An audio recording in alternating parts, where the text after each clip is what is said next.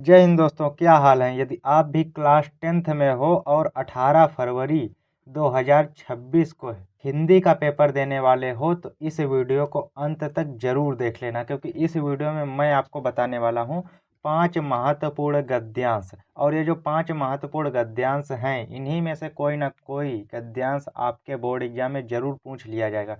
तो मात्र ये तैयार कर लो, 6 नंबर आपके बिल्कुल पक्के हो जाएंगे। इस वीडियो में टोटल 5 गद्यांश आपको बताने वाला हूं, और आप इन्हीं को तैयार कर लेते हो तो आपके 6 नंबर बिल्कुल पक्के हो जाएंगे। तो चलिए वीडियो को स्टार्ट करते हैं। तो सबसे पहला गद्यांश यहाँ पर क्या है वो देखते हैं आप। तो चलिए देखते हैं कि कुसंग का ज्वर सबसे भयानक होता है। यह केवल नीति और सद्वृत्ति का ही नाश नहीं करता, बल्कि बुद्धि का भी क्षय करता है। किसी युवा पुरुष की संगत यदि बुरी होगी तो वह उसके पैरों में बंधी चक्की के समान होगी, जो उसे दिन दिन अवनति के गड्ढे में गिराती जाएगी, और यदि अच्छी होगी तो सहारा देने वाली बाहु के समान होगी, जो उसे उन्नति की ओर उठाती जाएगी। तो यह इतना गद्यांश है। अब इससे कौन कौन से क्वेश्चन पूछे जाते हैं वो भी यहाँ पर देख लीजिए। ये क्वेश्चन है जैसे कि उपर्युक्त गद्यांश का संदर्भ लिखिए। संदर्भ में क्या होता है, किसी किसी में पूछ लेता है कि उपर्युक्त गद्यांश के पाठ का नाम लिखिए और लेखक का नाम लिखिए। तो यह जो गद्यांश है यह किस पाठ का है, आपने यदि अपने चैप्टर्स अच्छे से पढ़े होंगे तो आपको पता चल गया होगा कि यह जो गद्यांश है यह मित्रता पाठ का है। किसका है? मित्रता पाठ का है। और इसके जो लेखक हैं वो कौन है? लेखक हैं इसके आचार्य रामचंद्र शुक्ल जी। तो यह आपको संदर्भ में लिखना है। इसके बाद क्या है कि रेखांकित अंश की व्याख्या की। रेखांकित अंश कौन वाला है, यहाँ पर देख लीजिए। यहाँ से जो लाल वाली ये रेखा खींची हुई है ये रेखांकित अंश है। पूरे की आपको व्याख्या नहीं करनी, सिर्फ इतनी ही आपको व्याख्या करनी है। यहाँ से कुसंग से लेकर कर्ता है तक, यहाँ तक आपको इसकी व्याख्या लिखनी है। इसके बाद तीसरा प्रश्न क्या है यहाँ पर कि युवा पुरुष की संगत के बारे में क्या कहा गया है, यानी कि जो युवा पुरुष है उसकी संगत के बारे में क्या कहा गया है। तो वही आपको इसमें पढ़ के लिख देना है। यहाँ पर देखिए लिखा हुआ है इसमें कि युवा पुरुष की संगति यदि बुरी होगी तो वह उसके पैरों में बंधी चक्की के समान होगी, जो उसे दिन दिन अवनत के गड्ढे में गिराती जाएगी, और यदि अच्छी होगी तो सहारा देने वाली बाहु के समान होगी, जो उसे उन्नत की ओर उठाती जाएगी। यह आपको इस क्वेश्चन में लिख देना है। बस हो गया आपका 6 नंबर, इससे बिल्कुल पक्के हो गए। ये वाला यदि आ गया। इसके बाद दूसरा भी देख लेते हैं, दूसरा कौन सा है। तो दूसरा यहाँ पर है कि जब एक मनुष्य अपना पैर कीचड़ में डाल देता है तब फिर वह यह नहीं देखता कि वह कहाँ और कैसी जगह पर पैर रखता है। धीरे धीरे उन बुरी आदतों में अभ्यस्त होते होते तुम्हारी घृणा कम हो जाएगी, पीछे तुम्हें उनसे चिढ़ ना मालूम होगी, क्योंकि तुम यह सोचने लगोगे कि चिढ़ने की बात ही क्या है। तुम्हारा विवेक कुंठित हो जाएगा और तुम्हें भले बुरे की पहचान ना रह जाएगी। तो यह दूसरा गद्यांश है। यह किस पाठ से लिया गया है? यह भी लिया गया है मित्रता पाठ से, और इसके भी लेखक हैं आचार्य रामचंद्र शुक्ल जी। इसके प्रश्न देख लेते हैं। प्रश्न यहाँ पर देखिए दोस्तों, यहाँ पर है उपर्युक्त गद्यांश का संदर्भ, इसमें भी आपको लिखना है। रेखांकित अंश की व्याख्या करनी है, यहाँ तक है रेखांकित अंश आपका, इतनी व्याख्या करनी है आपको। इसके बाद क्या है, कुसंगत में पड़े हुए मनुष्य के साथ क्या होता है। तो कुसंगत में पड़े हुए मनुष्य के साथ क्या होता है, तो वही आपको इसमें लिख देना है उत्तर में कि कुसंगत में पड़े हुए व्यक्ति का विवेक कुंठित हो जाएगा और तुम्हें भले बुरे की पहचान ना रह जाएगी। बस इतना आपको उत्तर लिखना है। आपके 6 नंबर इससे भी पक्के हो गए। इसके बाद देखते हैं तीसरा जो गद्यांश है आपका वो क्या है।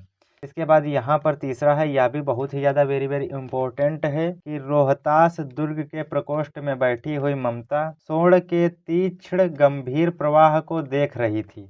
ममता विधवा थी, उसका यौवन सोण के समान उमड़ रहा था। मन में वेदना, मस्तक में आंधी, आंखों में बरसात लिए वह सुख के कटक शयन में विकल थी। वह रोहतास दुर्गपति के मंत्री चूड़ामणि की अकेली दुहिता थी, फिर उसके लिए अभाव होना असंभव था। परंतु वह विधवा थी। हिंदू विधवा संसार में सबसे तुच्छ निराश्रय प्राणी है, तब उसकी विडंबना का कहाँ अंत था। इतना दोस्तों यह आपका गद्यांश है। इसमें भी आपको संदर्भ में क्या लिखना है। यह जो गद्यांश है वह किस पाठ से लिया गया है? यह है आपका ममता पाठ से लिया गया है। किससे है? ममता। और इसके लेखक कौन है? इसके लेखक हैं जयशंकर प्रसाद जी। तो यहाँ पर इतना आपको संदर्भ में लिख देना है। इसके बाद रेखांकित अंश की व्याख्या। रेखांकित अंश यहाँ पर है, इतना मन में वेदना से लेकर विकल थी, इतना आपका रेखांकित अंश है, इसकी आपको व्याख्या कर देनी है। इसके बाद क्या है कि ममता कौन थी और उसकी क्या स्थिति थी, यही आपको लिखना है। ममता कौन थी? वह रोहतास दुर्गपति के मंत्री चूड़ामणि की अकेली पुत्री थी, फिर उसके लिए अभाव होना असंभव था। वह रोहतास दुर्गपति के मंत्री चूड़ामणि की अकेली पुत्री थी, ये आपको लिख देना है कि ममता कौन थी। तो वह रोहतास दुर्गपति के मंत्री चूड़ामणि की अकेली पुत्री थी, इतना आपको लिख देना है। इसके बाद उसकी क्या स्थिति थी, तो यहाँ पर उसकी स्थिति का वर्णन करना है। इसकी स्थिति क्या थी कि वह राजमहल के मुख्य द्वार के निकट अपने कमरे में बैठी हुई सोन नदी के तेज प्रवाह को देख रही थी, इतना आपको इसमें लिख देना है तीसरे नंबर के क्वेश्चन में। अब यहाँ तक दोस्तों आपके 3 गद्यांश जो हैं वो कंप्लीट हो गए हैं। इसमें आपको सिर्फ इतना बता रहा हूँ कि यह कौन से लेसन से, इसके लेखक कौन है और इसको किस तरीके से करना है। अगला एक वीडियो लाऊंगा, उसमें सारे के सारे आपको हल करके पूरे बताऊंगा कि किस तरीके से आपको लिखना है।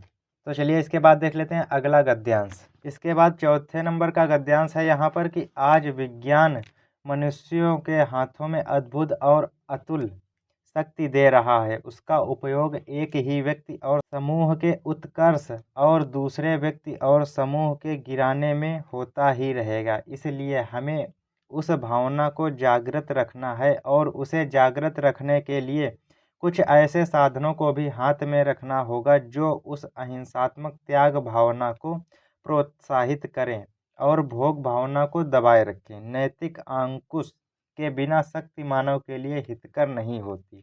ये भी बहुत ज़्यादा वेरी वेरी इम्पोर्टेंट गद्यांश है। और यह किस लेसन से लिया गया है? यह लिया गया है भारतीय संस्कृति नामक पाठ से लिया गया है और इसके जो लेखक हैं वो हैं डॉक्टर राजेंद्र प्रसाद। तो इतना आपको संदर्भ में लिखना है। इसके बाद क्या है? रेखांकित अंश की व्याख्या। जितना रेखांकित अंश है उसकी व्याख्या करनी है आपको। उसके बाद क्या है कि विज्ञान द्वारा प्रदत्त शक्ति का प्रयोग किस प्रकार से हो सकता है, इसका भी आपको इसी में से क्वेश्चन का आंसर ढूंढ करके लिख देना है।